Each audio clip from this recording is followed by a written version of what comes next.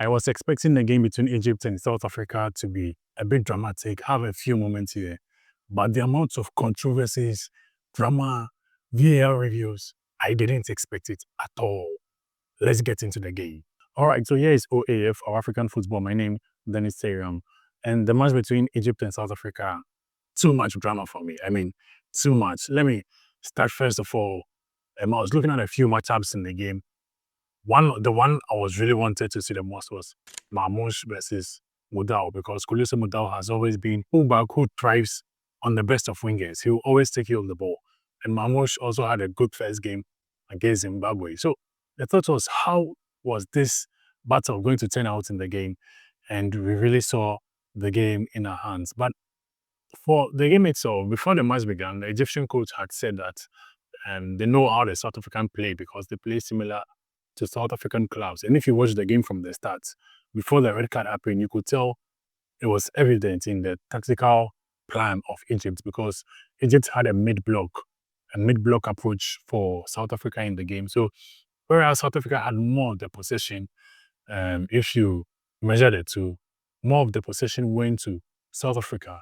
The dangerous moments went to Egypt, and that because Egypt played the mid-block with fast transition. So sort of trying to defend from the midfield, and immediately get a ball, quickly try to hit on the break with players who also understand the telepathy of how to position themselves, where to put the passes, and quickly switch on the break to create the dangerous moments. And they got a lot of dangerous moments. But what really helped South Africa from the start was the individual brilliance of some of their defenders, most especially, I think the first one I have to say will be Mbokazi. He had good reading, especially when it came to the final third of Egypt, and that is in the final third of Egypt's attack. He was able to read the movement of players, and even in this moment, make a timely tackle to stop this pass from going through and then becoming a big chance for Egypt. Mudau also, I think, had a very good game for most of the moments in the game. He had to do with Omar Mamouche, he had to do with Trezeguet, even at a point he had to do with Mohammed Salah. And should I say, technically, he beat all of them in terms of taking the ball from all of them, because in this moment he was literally dealing with three players on only Mudau, and he recovered the ball in the end. He came out with the ball. He even had moments to Trezeguet coming at him with the ball, charging at him. He took the ball off him.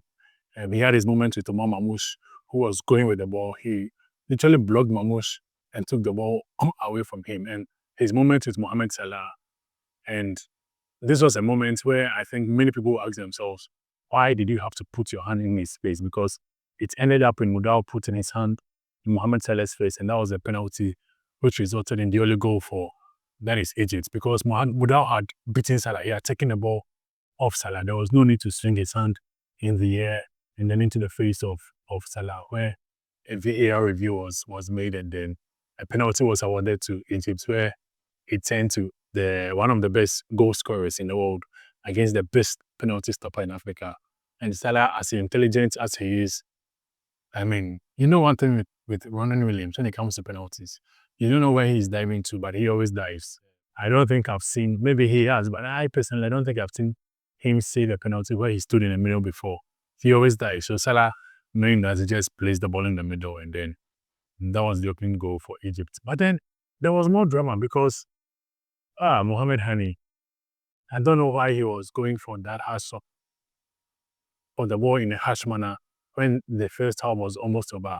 He stepped on the foot of Mokwena, and it was a red card because it was the second yellow card in the game, and then a red card to Egypt. And I think this red card changed everything for the game from Egypt, because especially after the goal, I think they would have gone on to have more dangerous moments, because South Africa would have panicked, would have wanted to look for the equalizer. And with the kind of approach Egypt were playing, South Africa would have been more vulnerable. I mean, those fast transitions, and I think it would have really played to the tune of Egypt. But then the red card happened just before halftime, and they had to change approaches. And Egypt did something that, I mean, from someone like me who watches a lot of CAF football, CAF Champions League football, I was like, yeah, like this is exactly what I would do.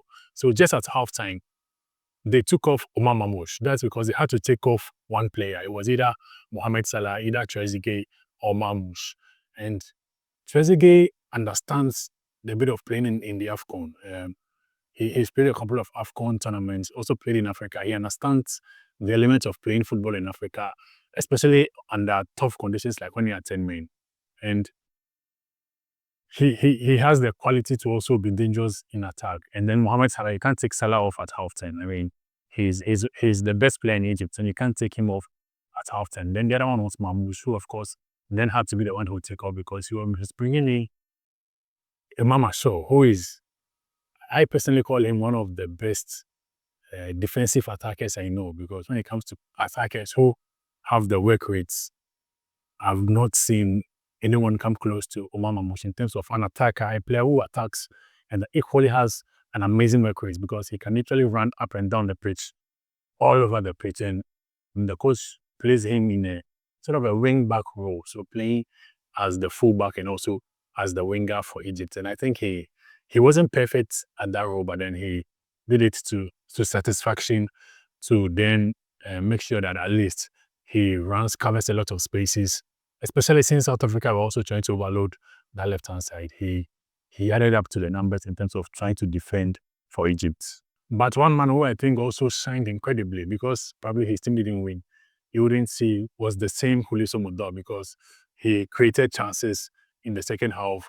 He had South Africa's most dangerous attempts at goal. He took shots at goal, and if not for the quality of that is El Shanawi, he could have gotten a goal. He almost got a penalty, like literally almost got a penalty, but then he was just small inch offside. So I think Mudau had the perfect day, even in attack, is the second half for South Africa.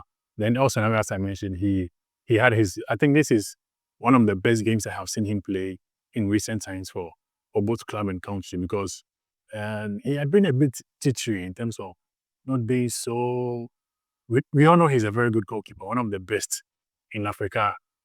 But then in the last 2 or 3 years, he had been on and off. He plays good today, he plays bad tomorrow. He wasn't so, he couldn't give you that confidence in defense, but he was just on point, made amazing saves on the day. And he made, I think, 6 saves in total, and he was just fantastic in the game. But then came the biggest controversial moments in the game. In the last minutes until the end of the game, this happened, and Yasser Ibrahim was trying to block a shot from Teboho Mokoena, and the ball hits his hand whilst he was on the floor.